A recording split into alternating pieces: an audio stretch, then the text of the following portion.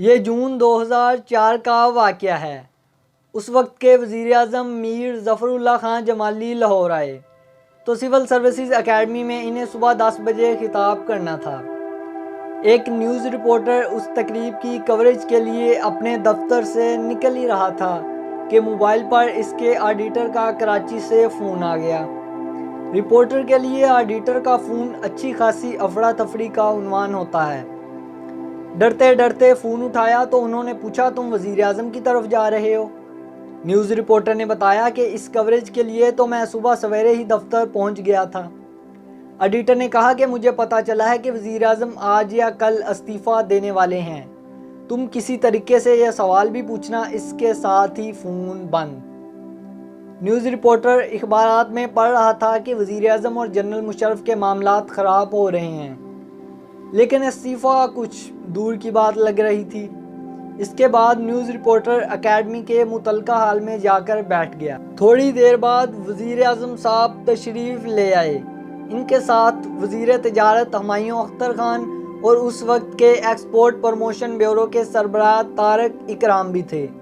وزیر اعظم صاحب نے تقریر ختم کی تو وہ نیوز رپورٹر کسی طرح راستہ بنا کر ان تک پہنچ گیا اور اتفاق سے اس وقت وزیر اعظم صاحب کے گرد کوئی نہیں تھا۔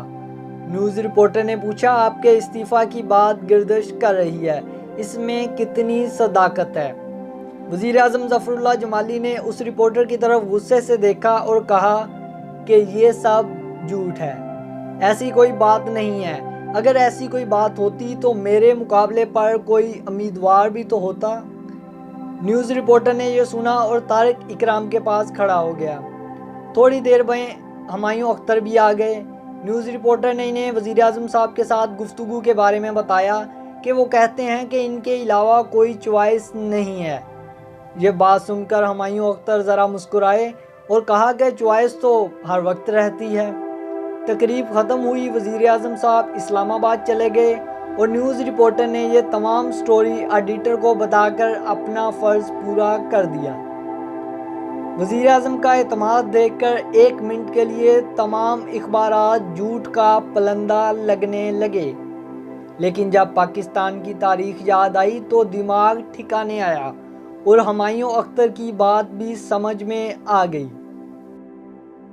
کچھ دنوں میں حالات یوں پلٹے کہ میر ظفر اللہ خان جمالی بذات خود اپنا استعفیٰ لے کر اسلام آباد میں چودھری شجاعت حسین کے پاس پریس کانفرنس کے لیے پہنچ گئے اور وہیں انہیں پتہ چلا کہ چودھری شجاعت حسین عارضی طور پر ان کی جگہ وزارت عظمیٰ سنبھالیں گے اور ان کے بعد وزیر خزانہ شوکت عزیز، جو اس وقت سینیٹر تھے، قومی اسمبلی کا انتخاب جیت کر وزیر اعظم بن جائیں گے۔ چند دن پہلے جہاں کوئی متبادل نہیں تھا، وہاں بیک وقت 2 وزرائے اعظم پیدا ہو گئے اور میر ظفر اللہ خان جمالی ایک بھولی ہوئی داستان بن گئے۔ چند دن پہلے وزیر اعظم پاکستان عمران خان کو بھی آخری چوائس ہونے کا گمان گزرا اور انہوں نے برملا اپنی پارٹی اور اتحادیوں کے سامنے بیان کر دیا۔ اگر کسی میں اتنی ہمت ہوتی تو انہیں بتاتا کہ سیاست میں آخری چوائس نہیں ہوتی۔ اگر وہ تاریخ سے آگاہ ہوتے تو انہیں محمد علی بوگرا کا بھی علم ہوتا، جو امریکہ میں پاکستان کے سفیر تھے۔ ایک دن گورنر جنرل غلام محمد نے مشاورت کے لیے بلایا اور وزارت عظمیٰ دے دی۔ لطیفہ یہ ہے کہ خواجہ ناظم الدین جیسے محترم سیاسی لیڈر اور قائد اعظم کے ساتھی بھی کچھ نہیں کر سکے، اور ہاں، یہ محمد علی بوگرا کی وزارت ہی تھی جس میں جنرل ایوب خان اور سکندر مرزا شامل ہوئے اور یہ باصلاحیت کابینہ قرار پائی۔ کوئی عمران خان کو شہاب نامہ پڑھ کر سنا دیتا، جس میں قدرت اللہ شہاب نے لکھا ہے کہ وہ گورنر جنرل سکندر مرزا کے پرنسپل سیکرٹری تھے کہ انہیں حسین شہید سہروردی نے فون کیا۔ انہیں سکندر مرزا نے وزارت عظمیٰ سنبھالنے کے لیے کہا تھا اور وہ اپنی حلف برداری کی تقریب کے لیے تفصیلات جاننا چاہتے تھے۔ قدرت اللہ شہاب نے اس فون کال کا ذکر گورنر جنرل سے کیا تو وہ ہنس کر بولے اور کہا کہ اسے بتا دو کہ حلف برداری کی تقریب اپنے وقت پر ہوگی اور چودھری محمد علی وزارت عظمیٰ کا حلف لیں گے۔ جب قدرت اللہ صاحب نے یہ پیغام سہروردی کو پہنچایا تو انہوں نے بس یہی کہا کہ پھر وہی محلاتی سازشیں اور فون رکھ دیا۔ اس واقعے کے صرف 13 مہینے بعد چودھری محمد علی چلے گئے اور حسین شہید سہروردی وزیر اعظم بن گئے۔ کچھ عرصے بعد چوائس پھر بدل گئی اور نئے وزیر اعظم نے سہروردی کی جگہ لے لی۔ جمہوری نظام اصلی ہو یا نقلی، اس میں حکومت کی تکمیل اس وقت ہوتی ہے جب اپوزیشن کی بھی کوئی حیثیت ہو۔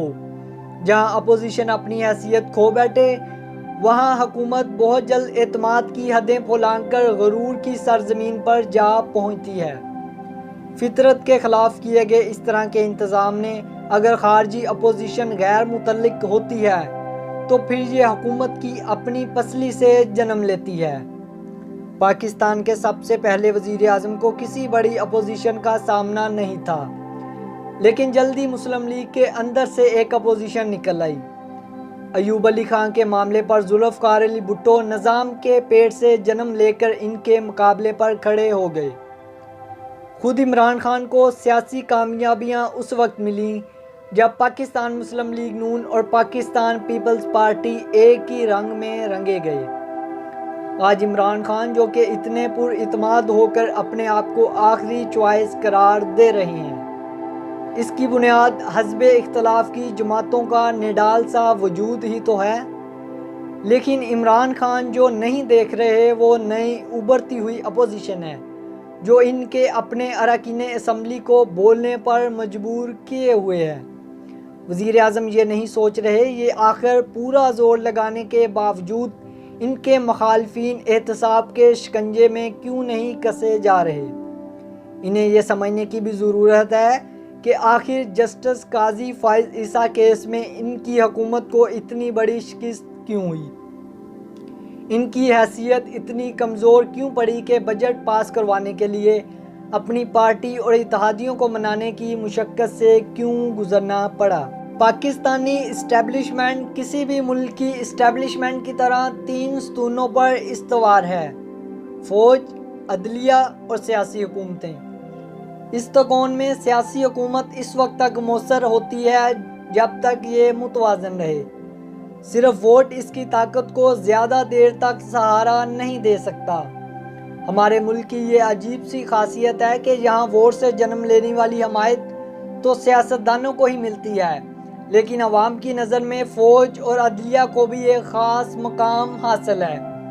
اس لیے اس تکون میں سیاسی حکومتوں کو ووٹ کے ساتھ ساتھ کارکردگی بھی دکھانا ہوتی ہے، ایسی کارکردگی جو بیک وقت اسٹیبلشمنٹ اور عوام دونوں کو خوش کر سکے، بالخصوص موجودہ زمانے میں جب سیاسی نظریات اپنی ساکھ کھو بیٹھے ہیں۔ صرف معیشت ہی ایسا پیمانہ ہے جس پر حکومتوں کو ناپا جا سکتا ہے۔ اس پیمانے پر عمران خان کی کارکردگی 0 سے بھی کم ہے۔ ہر ناکامی کو کسی فرضی مافیا کے سر ڈال کر تفشیش کرانے کو معاشی پالیسی قرار دینے والی اس حکومت کو علم بھی نہیں کہ آج کے زمانے میں اقتصادیات قومی سلامتی کا مسئلہ ہے۔ کمزور معیشت وسٹن چرچل جیسے عبقریوں اور بھٹو جیسے نابغوں کے مقابلے میں بھی چوائس پیدا کر دیتی ہے۔ عمران خان تو محض ایک بندوبست کا حصہ ہیں جہاں متبادل ہر وقت دستیاب رہتا ہے۔